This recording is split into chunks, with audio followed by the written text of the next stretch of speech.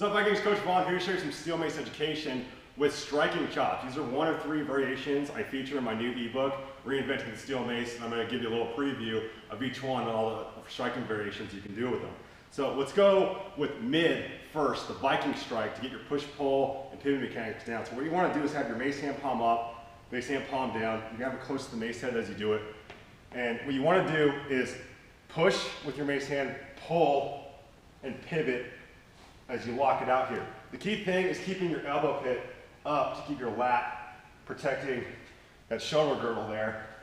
And it's not just my pushing hand, my base hand here has to pull. So I can get my index and thumb to wrap around, I have to death grip it. I just have to push and pull.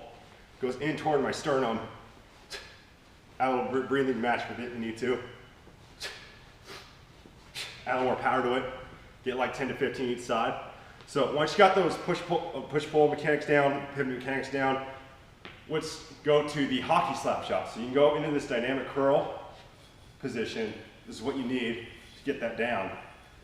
And what you're going to do from there is pivot and slap shot it left to right. So notice I had those same push-pull mechanics. Pulling, pushing. Add a little more speed to it. Velocity, striking power once you get that fluidity down.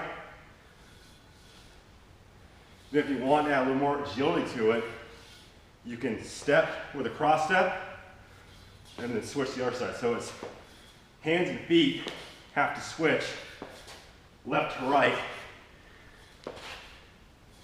as you see here. Now, the fun one. So what you're going to do now is go with a high axe chop. So getting that end range here, toward my sternum, push and pull, strike up high. So make sure this wrist isn't flexed right here. Make sure it's nice and strong, punch it up, striking high, boom, right up there. Pulling it toward my sternum, and then just like we did with the hockey slap shot, we're gonna have to switch to it. So all I'm gonna do is get this palm down. So I'm simply switching, both palms down, switch, pivot to the other side. Don't get too close to the mace head. Try to add a little bit of that asymmetrical load on there on the mace. Switch, flip. And what you're gonna notice is your feet are wanna get lazy as you do this. So don't do this. It's not gonna turn that way. So notice my feet from my side as I go left to right.